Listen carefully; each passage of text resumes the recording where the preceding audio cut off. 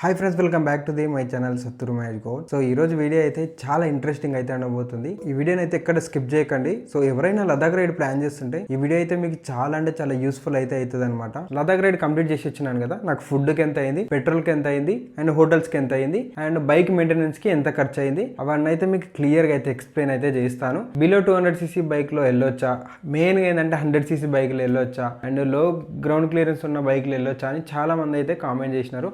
యాక్చువల్గా లదాఖ్కి నేను 2019లో ప్లాన్ వేసుకున్నా వెళ్దామని. అప్పుడు కొంచెం సెట్ కాలే, బైక్ ఉన్నది అప్పుడు, కానీ మనం ఈ బైక్ మీద వెళ్ళొచ్చా, అంత అడ్వెంచరస్ రోడ్ అండ్ ఘోరంగా ఉంటుంది అక్కడ, వాటర్ ఫాల్స్, ల్యాండ్ స్లైడ్, అంత హై ఆల్టిట్యూడ్లో నా బైక్ నడపగలుగుతానా లేదని చాలా డౌట్ అయితే ఉన్నాయి అనమాట నాకు. డామినర్ 400 బైక్ అయితే తీసుకున్నాను సెకండ్స్లో. సో ఆ బైక్ తీసుకొని మొత్తం రెడీ చేయించిన లదాఖ్ రైడ్ ప్లాన్ చేద్దామని. సో సడన్గా కొంచెం అమౌంట్ వేరే దగ్గర నుంచి వచ్చేది ఉండే అనమాట. సో అది ఆగిపోయింది. సో ఇంకా వెళ్దామా వద్దా, నాతో పాటు ఇంకో ఫ్రెండ్ కూడా వస్తున్నాడు. సో తను కూడా ప్లాన్ చేసుకున్నాం, అంతా అయిపోయింది. ఇంకా 1 వీక్లో రైడ్ స్టార్ట్ చేద్దాం అనే టైంలో నాకు మనీ సెట్ కాలేదు. మా ఫ్రెండ్కి వేరే జాబ్ది ఆఫర్ ఉంటే అక్కడ వెళ్ళిపోయాడు. సో నేను కూడా సరేలే నెక్స్ట్ ఇయర్ ప్లాన్ చేద్దాం అనుకున్నా. సడన్గా ఇంకెందుకో నైట్ పూట నిద్ర రావట్లేదు, ఎందుకంటే రైడ్ వెళ్దాం ఇంకా అయిపోయింది, మన డ్రీమ్ రైడ్ స్టార్ట్ చేస్తున్నాం. సో లదాఖ్ రైడ్ ఇంకా స్టార్ట్ అయిపోతున్నాను మూమెంట్లో క్యాన్సిల్ అయిపోయింది. సరే అని నా దగ్గర హోండా షైన్ ఉండే కదా, అప్పుడప్పుడు ఒక 10,000 ఖర్చు పెట్టి హోండా షైన్ మొత్తం రెడీ చేసిన. మెయిన్గా ఏంటంటే నాకు లదాఖ్ రైడ్కి 50,000 అయిందని చెప్పిన కదా. సో నాకు లదాఖ్ రైడ్కి మొత్తం 1 lakh అయితే ఖర్చు వచ్చింది. 50,000 లదాఖ్ రైడ్ కంప్లీట్ చేయడానికి అయ్యింది. కాకపోతే ఇంకా 50,000 ఏమైందంటే బైక్ రెడీ చేయడానికి ఒక 10,000 అయింది. సో రైడ్ స్టార్ట్ చేయడానికి నా దగ్గర రైడింగ్ గేర్ అవన్నీ లేవు. సో మళ్ళీ కొత్తగా కొనుక్కోవాల్సి వచ్చింది. రైడింగ్ జాకెట్ చాలా కొనుక్కున్నప్పుడు మొత్తం 40,000 రూపీస్ అయితే అయిందనమాట రైడ్ ప్రిపరేషన్కి.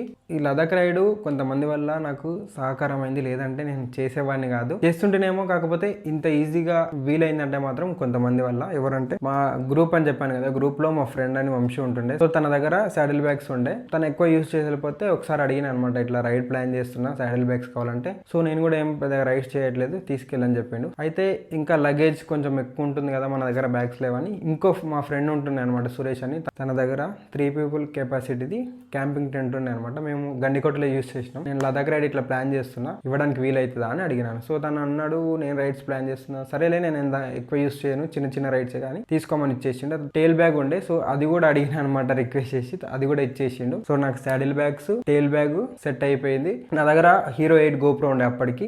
రెయిన్ జాకెట్ కొన్నా, రైడింగ్ జాకెట్ కొన్నా, అండ్ హెల్మెట్ కొత్తదే, అండ్ కొన్ని యాక్సరీస్ కొన్నా, like floating seat, GPS tracker అని, ఇంకా బైక్ ఇన్సూరెన్స్ చేయించిన, బైక్ వైజరు, ఫాగ్ లైట్స్, కొత్త టైర్స్, 50,000 అయిపోయినాయి దానికి. మొత్తం యాక్సరీస్ సెట్ చేసేసుకున్నా. అండ్ మా ఫ్రెండ్స్ వి tail bag, tent and saddle bags తీసుకున్నా. సో మొత్తం ఇంకా ఒక వితిన్ 1 వీక్ లో బైక్ అయితే రెడీ చేసుకొని మొత్తం సెటప్ చేసుకొని 1 డే రేపు వెళ్తున్నానగా ఈ రోజు ఫైనల్ గా అయితే మన లదాఖ్ రైడ్ స్టార్ట్ చేస్తున్నామని ఒక వీడియో తీసి కేడిఆర్ కాలేజ్ దగ్గర మీటప్ పెడుతున్నాం.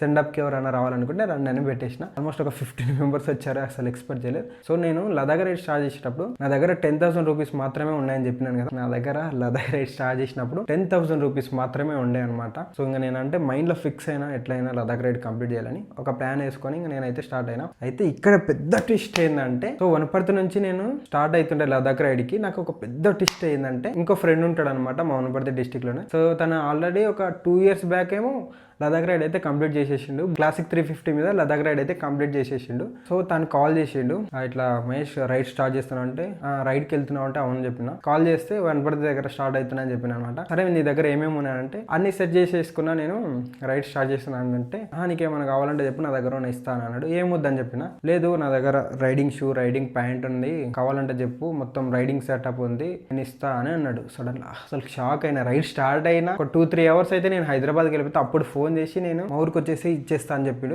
సో ఇంకా వెళ్ళిపోయి నేను రైడింగ్ షూ, రైడింగ్ ప్యాంట్ తీసేసుకున్నాను అనమాట. మీ దగ్గర ఎన్ని GoPros ఉన్నాయంటే, ఒకటే GoPro ఉందని చెప్పిన. సో ఒక GoPro వర్క్ చేయదు, అక్కడ -degrees ఉంటుంది, ఇబ్బంది అవుతుంది, నువ్వు ఎట్లా కంటెంట్ షూట్ చేస్తావు కాబట్టి మళ్ళీ నీకు ఇబ్బంది అవుతుంది. నా దగ్గర హీరో 9 GoPro ఉంది, అది కూడా మా తమ్ముని దగ్గర ఉంది, తీసేసుకో అన్నాడు. ఒక రోజు ఆగి మళ్ళీ వాళ్ళ తమ్ముని దగ్గరికి వెళ్ళి GoPro అయితే తెచ్చుకున్నా.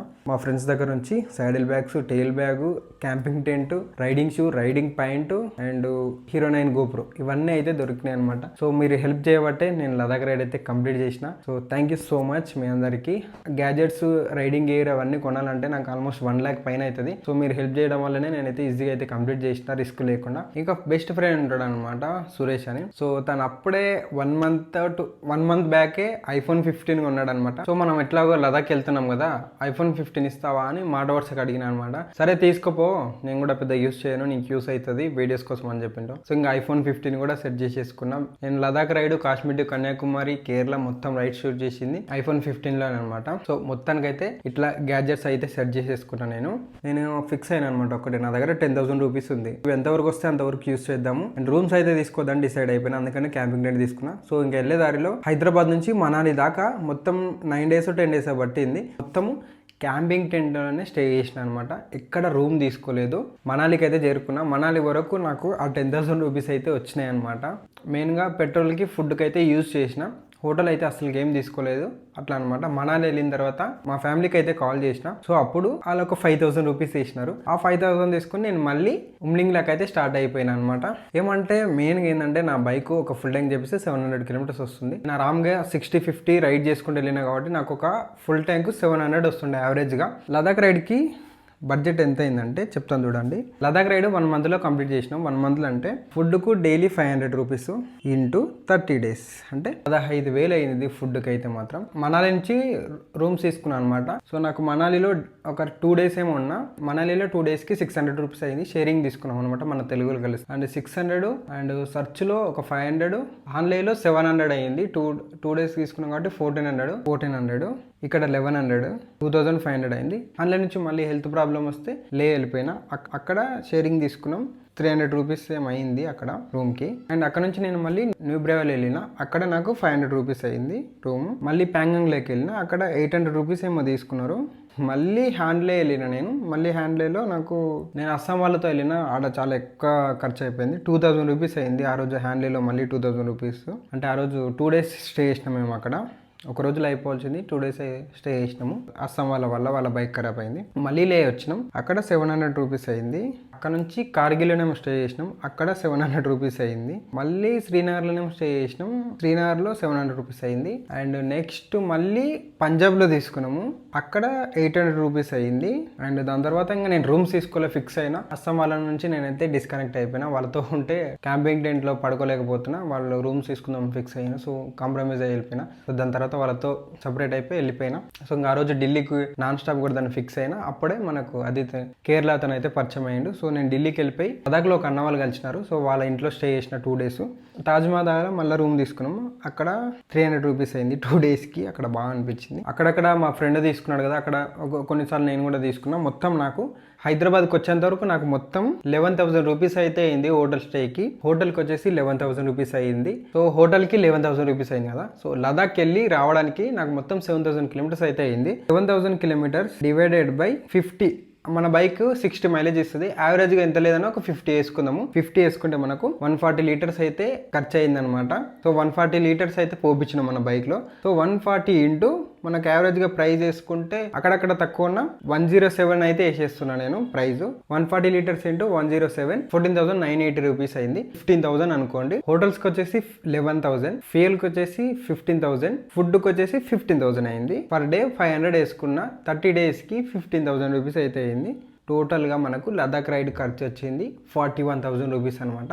సో ఫ్యూయల్కి, హోటల్కి, ఫుడ్ కలిపి 41,000 రూపీస్ అయితే అయిపోయింది. సో బైక్ సర్వీసు అండ్ ఇంకా కొన్ని యాక్సరీస్ కొనుక్కున్న అవన్నీ పర్మిట్కి అవన్నీ కలిపి నాకు మొత్తం 50,000 రూపీస్ అయితే అయింది అనమాట లదాఖ్ రైడ్కి బడ్జెట్ అయితే మాత్రం. ఈ లదాఖ్ రైడ్లో నేను చేసిన మిస్టేక్ ఏంటంటే బడ్జెట్లో 41,000లో నాకు ఇంకా ఆల్మోస్ట్ ఒక 10,000 రూపీస్ అయితే తక్కువ అవుతుండే. సో ఎందుకంత 10,000 రూపీస్ ఎక్స్ట్రా అయిందంటే ఫుడ్ అయితే ఏంటంటే జస్ట్ కుక్ చేసి ఇచ్చేస్తారనమాట. దాంట్లో అంతగా మసాలాలు పెట్టరు, అంత ఉప్పు కారం అయితే కరెక్ట్ అయ్యారు అనమాట. అండ్ మనం తినే ఫుడ్ అయితే తినరు వాళ్ళు, ఉప్పు కారం ఎక్కువ తినరు. మనాలి వరకు మంచిన ఫుడ్, మంచిగా హైదరాబాద్ బిర్యానీ అంతా మంచిగా తిన్నాము. మేము సర్చుకు రీచ్ అయినాము. సర్చు దగ్గర ఆల్టిట్యూడ్ 14,500 feet అయితే ఉంటుంది. మనాలిలో తెలుగు వాళ్ళు కలిసినారు అని చెప్పిన కదా. సో వాళ్ళ మధ్యలో రాగానే కొంచెం హెల్త్ ప్రాబ్లం ఉంటే తను రిటర్న్ వెళ్ళిపోయిండు. కార్లో పంపించిన NS బైక్ మీద వచ్చిండు, ఇద్దరు వచ్చిండ్రు. సో ఒకరు నాతో పాటు వచ్చిండ్రు బైక్ అతను, వేరే అతను రిటర్న్ వెళ్ళిపోయాడు. ఆ ఫుడ్ తినగానే మా ఇద్దరికి ఏమైందో, మిగతా వాళ్ళంతా బాగానే ఉన్నారు అక్కడ, మా ఇద్దరికి ఏమైందో సడన్ గా కళ్ళు తిరగడం, ఏమంటే హెడేక్ రావడము, వామిటింగ్స్ అయినట్టు. మెయిన్ ఏంటంటే హార్ట్ రేట్ అయితే ఒక లెవెల్ అయితే హార్ట్ బీట్ అయితే ఇంక్రీజ్ అయిపోయింది. నాతో పాటు వచ్చిన ఫ్రెండ్ నేను ఇద్దరం కలిసి ఇంకా డైరెక్ట్ బలవంతంగా వామిటింగ్ అయితే తెప్పించుకున్నాం అనమాట. వామిటింగ్ చేయగానే మొత్తం అయితే మేము మధ్యాహ్నం తిన్నది నైట్ తిన్నది మొత్తం అయితే కక్కేసినాం అనమాట. మొత్తం ఎంటీ స్టమక్ అయితే చేసేసినాం అనమాట. కక్కి నెమ్మడే ఇంకా చూడండి కళ్ళు తిరుగుతున్నాయి. ఇప్పుడైతే మాకు బాడీ అయితే సెట్ అయ్యింది. అప్పుడు ఎంటీ అసలు కరగలేదనమాట. ఆ ఫుడ్ అయితే నాకు అస్సలు కరగలేదు కడుపులో. ఎందుకో తెలీదు, హై ఆల్టిట్యూడ్కి వచ్చినందుకో లేదంటే ఉడకనట్టు ఉన్న ఫుడ్ అయితే నేను తింటే నాకైతే డైజెస్ట్ అయితే అస్సలు కాదు. ఇది అప్పుడు కాదు, సో నేను లదాఖ్ రైడ్లో అని కాదు, నాకు చిన్నప్పటి నుంచే అంతే అనమాట. ఏదన్నా సరిగా తినకపోతే నాకు కడుపు డైజెస్ట్ అయితే కాదనమాట, రిటర్న్ వచ్చేస్తుంది. నాకు చిన్నప్పటి నుంచి అట్లా ఉంది. సో అక్కడ కూడా సేమ్ ప్రాబ్లం అయింది. ఇంకా ఆ రోజు నేను తను ఏమనుకున్నామంటే అయిపోయింది మన బతుకు, చనిపోదామేమో అనుకున్నాం మేము ఇద్దరం. అంత ఘోరంగా అయింది. ఎందుకంటే ఫస్ట్ టైం వచ్చిన ఎవ్వరు లేరు తెలుగు వాళ్ళు, మేము ఇద్దరం తప్ప. ఇంకా అక్కడ లైట్ ఫెయిల్ అయ్యే కొద్దీ అండ్ టెంపరేచర్ అనేది మెల్లమెల్లగా డిక్రీస్ అవుతుంది అనమాట. అప్పుడు మేము ఉన్నప్పుడు -6 -10 అయితే ఉందన్నమాట. ఆక్సిజన్ లెవెల్ అయితే మొత్తం పడిపోయినాయి, ఊపిరి ఆడలేదు సరిగా. పొద్దున్నే 7 o'clock లేవగానే నాతో పాటు ఉన్నాడు కదా తనైతే మళ్ళీ రిటర్న్ అయితే వెళ్ళిపోయిండు. నేను కూడా భయం అనిపించింది. నేను ఒక్కనే వెళ్తున్నా కదా, ఏమైనా అయితే ఎవరు పట్టించుకోరు నాదే ఎట్లా అని అనుకున్నా. సో నాకు కూడా ఏమైనా అయితే ఎవరు పట్టించుకోరు ఎట్లా అది అని కొంచెం భయం అయింది. నేను కూడా రిటర్న్ వెళ్ళిపోదామా అనిపించింది. కానీ ఇంటి దగ్గర నుంచి స్టార్ట్ అయ్యేటప్పుడు నేను ఒక్కనే స్టార్ట్ అయినా. ఈ రైడ్ ఎట్టి పరిస్థితుల్లో నేను కంప్లీట్ చేయాలి అని స్టార్ట్ అయిపోయినా. అండ్ ఇంకా కొంతమంది అంటారు ఎందుకు బ్రో అట్లా హెల్త్ ఇష్యూ ఉన్నా అట్లనే స్టార్ట్ అయిపోయానంటే, ఆ రోజు నాకు నా హెల్త్ కండిషన్ నేను చెక్ చేసుకున్నాను అనమాట. ఓకేనా పర్ఫెక్ట్ ఉన్నాను చూసుకొని డిసైడ్ అయ్యనమాట. ఓకే నేను చేయగలుగుతాను ఫిక్స్ అయిపోయి వెళ్ళిపోయినా. అదే ధైర్యంతో నేనైతే ఆరామ్గా ఇంకా హాన్లే వరకు నాకైతే ఏం ప్రాబ్లం కాలేదు. సో హాన్లేలో కూడా నేను పెద్దగా ఏం తినలేదు ఫుడ్, జస్ట్ ఒక సింగిల్ బ్రెడ్ తిని ఉమ్లింగ్లోకి అయితే వెళ్ళిపోయినా. అది నేను నా లదాఖ్ రైడ్లో చేసిన పెద్ద మిస్టేక్ అనమాట.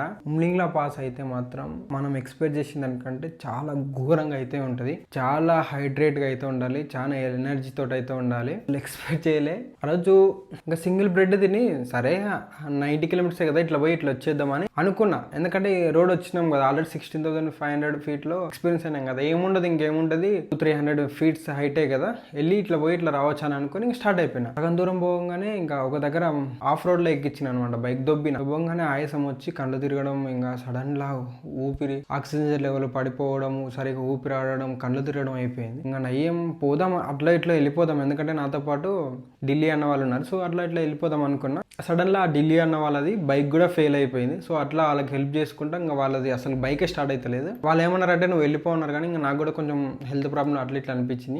వాళ్ళు కూడా ఇద్దరు ఉన్నారు, వాళ్ళకైతే ఎవరు హెల్ప్ చేస్తలేరు. సో ఎందుకు మన రిస్క్ తీసుకోవడం అని వాళ్ళతో పాటు రిటర్న్ హాన్లే వచ్చి మళ్ళీ వెళ్ళిన తర్వాత వాళ్ళు బైక్ రిపేర్ చేసుకొని వస్తారా అంటే రానన్నారు. వాళ్ళు రిటర్న్ ఢిల్లీ వెళ్ళిపోయారు. నేను ఆ నుంచి కార్దుంగ్లా నుంచి ప్యాంగాంగ్ వెళ్ళి మళ్ళీ హాన్లే నుంచి మళ్ళీ so Kashmir to Kanyakumari ride అయితే కంప్లీట్ చేసి కేరళ రైడ్ కంప్లీట్ చేసిన. అట్లా నేనైతే చేసిన. నాకు 10,000 rupees ఎక్కువ కావడానికి మెయిన్ ఏంటంటే ఫుడ్ రీజన్ వల్ల నేను 2 days అయితే హాన్లేలో స్టే చేసిన, మళ్ళీ రిటర్న్ లేక్ వచ్చిన. ఇప్పుడు సెకండ్ టైం వచ్చినప్పుడు నాకైతే ఏం ప్రాబ్లం లేదు. ఈ అస్సాం బ్యాచ్ తో వచ్చినాం కదా, వాళ్ళ బైక్ ప్రాబ్లం కావడం వల్ల నేను 2 days అయితే ఉన్నా. యాక్చువల్గా 1 day ఉండాలి, 1 day ఉమ్లింగ్లా కవర్ చేసి రిటర్న్ వెళ్ళిపోవాలి, కానీ వాళ్ళ వల్ల 2 days ఉన్నా. వాళ్ళతో ఉన్న రోజులు నాకైతే అమౌంట్ అయితే ఎక్కువ ఖర్చు అయిపోయింది. మొత్తం 10,000 rupees అయితే ఎక్స్ట్రా అయింది. ఇలాంటి మిస్టేక్స్ అయితే చేయకండి.